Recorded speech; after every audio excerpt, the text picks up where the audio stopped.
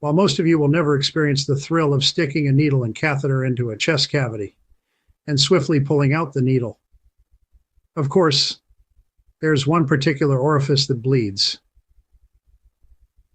And let's just say mastering the art of plugging it is a skill you'll definitely want to perfect. In today's video, I'm going to teach you how to plug up that orifice. And of course, I'm talking about nosebleeds. Whether you're prepared for urban blackouts, suburban emergencies, or rural isolation, a simple nosebleed might seem trivial compared to gunshot wounds or broken bones. But in the wrong environment, with limited resources, this minor problem can quickly become life-threatening. This is Suburban Prepper. I offer combat-tested emergency preparedness for suburban families. I'm a Desert Storm and Afghanistan combat veteran, having served with the 160th SOAR Special Operations Aviation Regiment and the 76th Infantry, Indiana Army, National Guard. With over 20 years of combined active duty and National Guard service, I've participated in real-world combat operations in both Desert Storm and Afghanistan, as well as military missions across Asia, South and Central America, and throughout the United States. The risks: resource depletion. During extended emergencies, your body's reserves are already taxed. Blood loss, even from a seemingly minor nosebleed, drains iron and oxygen carrying capacity when you can least afford it. This leads to fatigue, poor judgment, and slower reaction times. Critical failures when you need to stay sharp. Discover the ancient medicinal herb that saved lives for generations.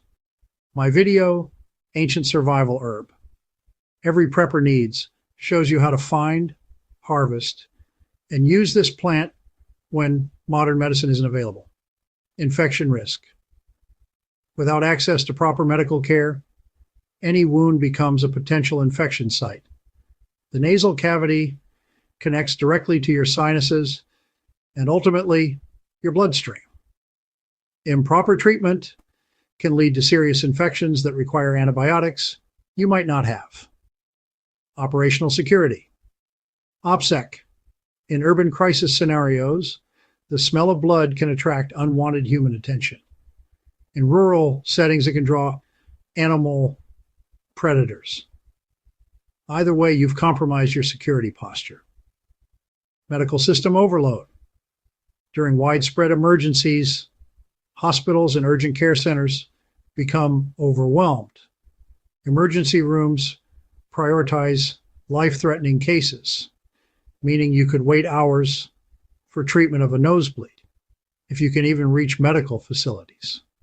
Types of nosebleeds: anterior nosebleeds. These are the most common type, accounting for about 90% of all nosebleeds. They originate from the front part of the nose, specifically from an area called Kieselbach's plexus.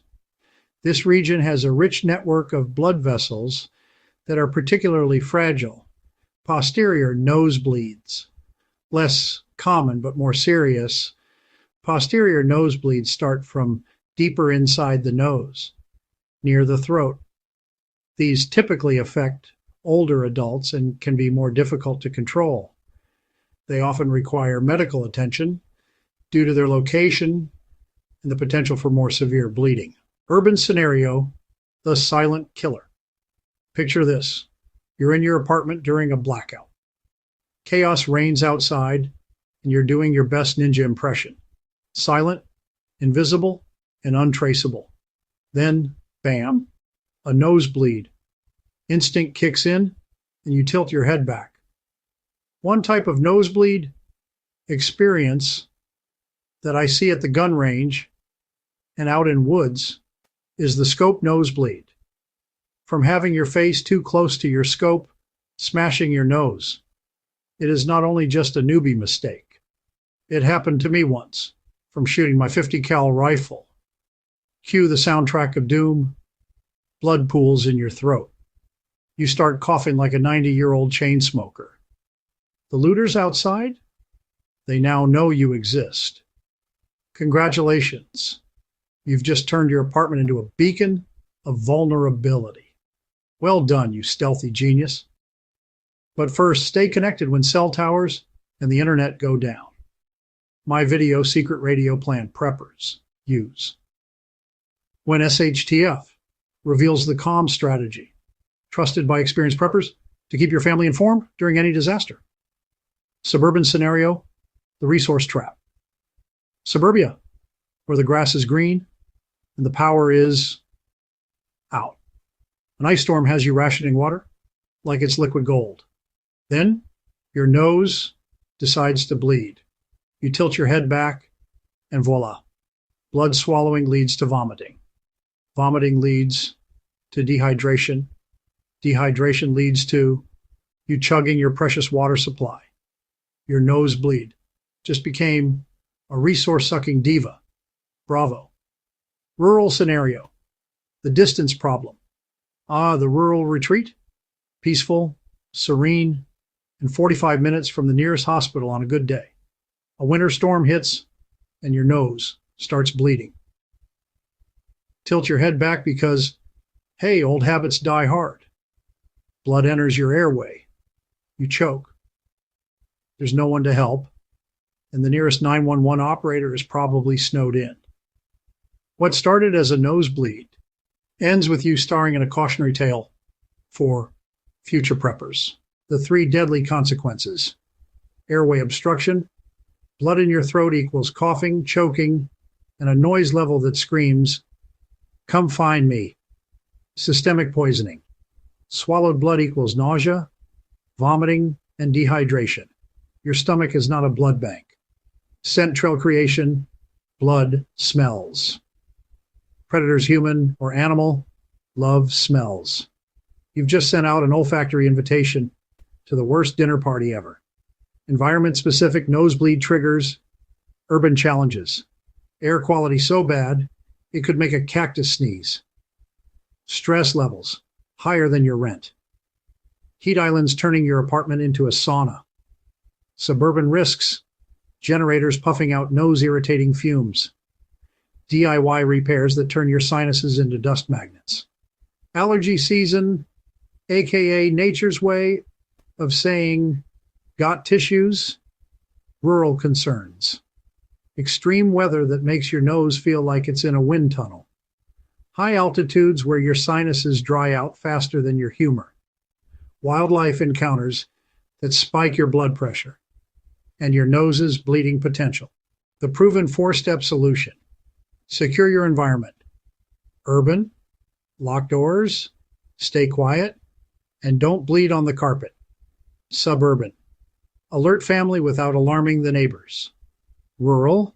Signal for help without looking like a damsel in distress. Apply pressure correctly. Pinch the soft part of your nose, not the hard bridge. Seriously, what does pinching bone even do? Maintain tactical awareness. Urban. Listen for looters. Suburban. Use hand signals like a nosebleed ninja. Move undetected and hunt in silence. My video hunt. Silently at night. E-bike stealth tactics. The work gives you stealth strategies for gathering food or avoiding threats in any post-disaster scenario. Rural. Watch for weather changes or curious wildlife. Secure and protect. Avoid strenuous activity, nose blowing, or anything that makes your head feel like it's about to pop. Prevention strategies by environment. Urban, hydrate like your life depends on it because it does. Use makeshift air filters to keep your sinuses happy. Suburban. Ventilate generators unless you enjoy nosebleeds and carbon monoxide poisoning. Stock up on saline sprays and antihistamines. Discover the raw, unfiltered reality of battlefield medicine and the journey through PTSD in my audiobook, My Journey as a Combat Medic. As a former 160th SOAR flight medic, I reveal the untold stories of saving lives in the chaos of combat and finding a path to healing after the battle ends. Rural. Acclimate to high altitudes before pretending you're a mountain goat. Stay hydrated and wear face coverings in dusty conditions. When to seek help if available. Urban. If the bleeding doesn't stop, head to the ER if it's not on fire. Suburban. Call a neighbor, a volunteer medic, or your mom. Rural. You're on your own, buddy. Prevention is your best friend. Nasal sprays to stop nosebleeds. Certain nasal sprays can be useful in managing an active nosebleed, especially when pressure alone does not stop the bleeding. Oxymetazoline Afrin. This over-the-counter decongestant spray works by constricting the blood vessels in the nasal passages.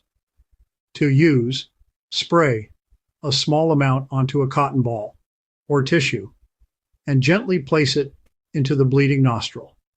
Then apply firm pressure as directed. Phenylephrine neosynephrine. Similar to oxymetazoline, this decongestant spray also shrinks blood vessels and can help stop nosebleeds when applied properly. Use it as described above and follow package instructions carefully. Thrombin-based nasal sprays. These are specialized prescription-only sprays used mainly in medical settings to promote rapid clotting. They may be used for severe or persistent nosebleeds, but are not typically available for home use. Saline nasal sprays. While saline sprays aren't designed to stop an active bleed, keeping nasal passages moist with saline can be helpful in preventing future nosebleeds. Cauterization. This procedure uses heat, electricity, or chemicals to seal the bleeding blood vessel. It's typically done under local anesthesia and is very effective for recurrent nosebleeds from the same location. Nasal packing. For posterior nosebleeds, or when cauterization isn't suitable, doctors may pack the nose with special gauze or inflatable devices. This creates pressure against the bleeding vessel until it can heal naturally. Surgical options. In rare cases where other treatments fail, surgical procedures may be necessary. These might include ligation, tying off of specific arteries, embolization, where small coils or particles block blood flow to the bleeding area. Some over-the-counter lubrication to stop a nosebleed. Vaseline, the classic multitasker, whether it's soothing chapped lips, taming unruly eyebrows, or other uses. Vaseline is here to save the day. Dab a little inside your nostrils to keep things moist and prevent further irritation. Just make sure you're using it for your nose this time, okay? KY jelly. Who knew your favorite bedroom buddy could double as a nosebleed remedy? KY jelly is water-based, so it's gentle and safe for your delicate nasal passages. Plus, it's already designed to handle tight spaces, so it's basically a match made in heaven. Just don't confuse it with its usual application. Your nose deserves its own tube. Vicks Vapo Rub. This one's a bit of a wild card. While it's great for clearing up congestion, the menthol might give your nostrils a little too much of a tingle.